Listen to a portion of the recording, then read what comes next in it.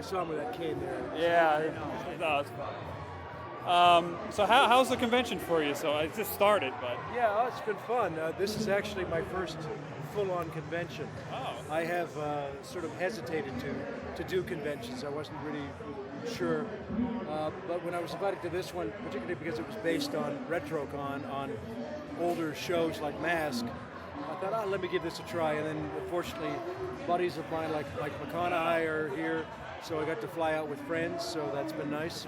So it's been great. Yeah, the fans have been wonderful. I wasn't sure what to expect, but everybody's been very respectful and very polite and very sincere. So it's been very nice. Very nice. I mean, we go to a lot of conventions ourselves all over the place, and they're predominantly like live action actors, but because we came from about 2 hours away. The voice actors from the 80s, that's like one of our number one things, because we never see you guys. You're in California or whatever, and Where have you been? Nobody invited me to Philly yet. Do you do all the, you tour the conventions and I don't, as I said, this is the first convention. I have resisted going to conventions because I felt awkward about it. How come? I felt awkward about asking for money to sign things. Okay. And what I liked about this convention is they just said, we'll pay you an appearance fee, and then you don't have to ask people for money. You just sign things. It just feels awkward to me. I know people do it, and they've traveled.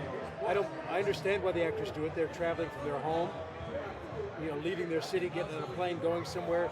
They need to be paid for their time. But I just feel awkward about asking fans for just You're money. a nice guy. I don't know. But it just kind of bothered me. But when they said an appearance fee, I thought, great. But pay me something for my trouble, for spending the weekend away from home.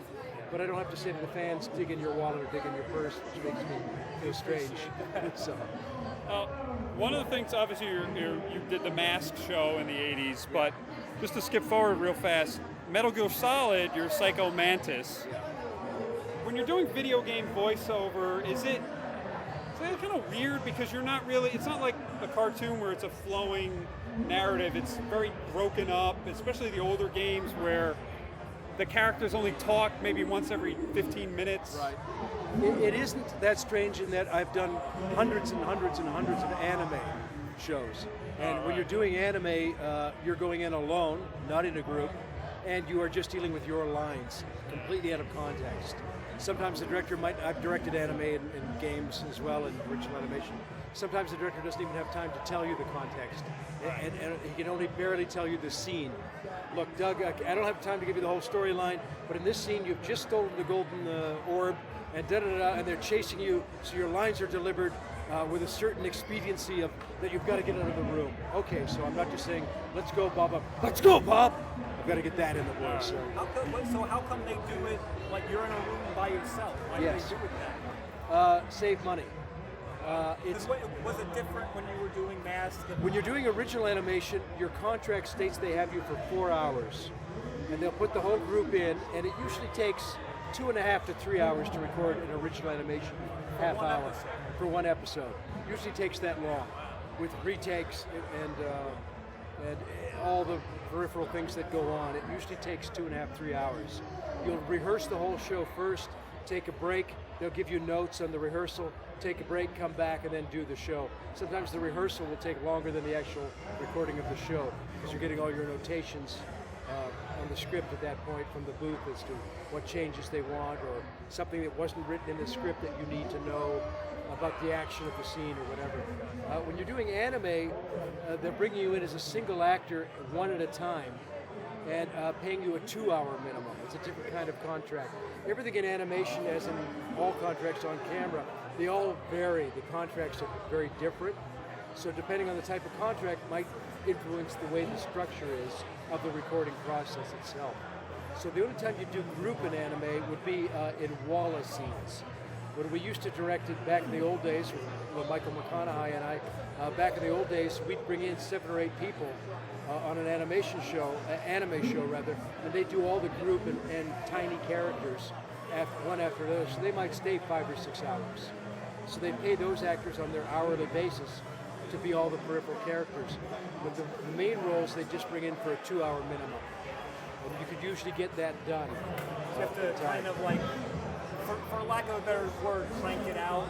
Crank it out. It's fast. To direct an anime, because you're doing lip sync, I could direct an original animation half hour, and it would take me 3 hours, 3.5. If I'm doing an anime show, it will take me 18 to 24 hours because of the lip sync aspect, because you got to hit the lip sync. So you can't have all the actors in a group and say, I would have you 15 people in for 6 hours today, 6 hours tomorrow, it would cost a fortune.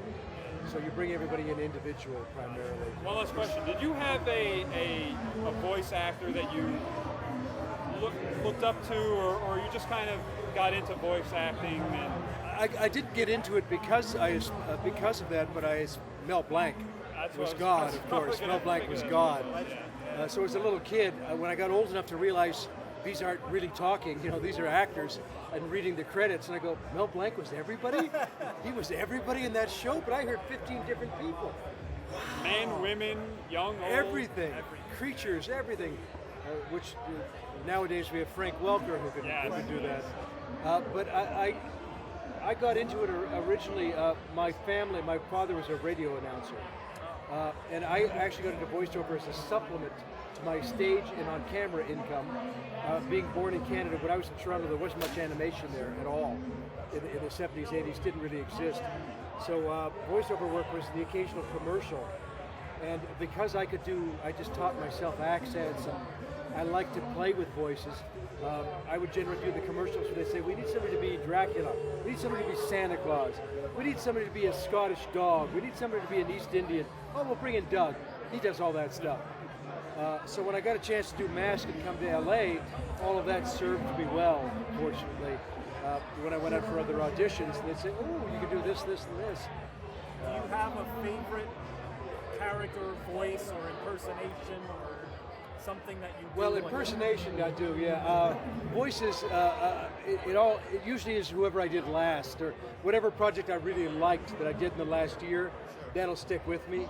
So nowadays it's something called, 2 different titles goes by, Thunder in the House of Magic, or just House of Magic, which is available on Netflix. Was a film I did where I was a New Englander, an old magician from New England who had a magical house. It's for children, this film. And he adopts a little cat who saves the day. So I loved him as a character. But I don't think we can swear in your podcast, can we? Not usually. The guy I like to do a lot is Joe fucking Pesci. Ah, nice. And you can't do Joe Pesci if you don't friggin' swear, okay? Now, that's So amazing. him I like to do. It's amazing you say that. We're from the same hometown as Joe Pesci. Oh, are you? Belleville, New Jersey. I've actually done him in a film. Joe Pesci hates going in to do his own voice.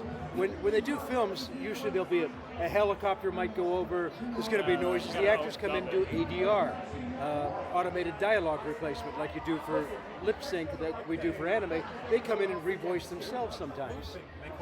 In looping, exactly. And I've done I've looped about 1,000 different films and shows. Hercules and Xena were my 2 shows that my loop group did. And I've done, I used to work in Chicago Hope and ER and doing voices for these shows. And I've gotten the opportunity once, and I don't remember the name of the film. My friend always reminds me, and I forget it, but I've done Joe once, because he doesn't like to come in. He'd rather play golf. So hold on. So they'll film shows or movies or whatever, and the actors don't want to do it, and they'll bring you in. There's 2 reasons we'll loop.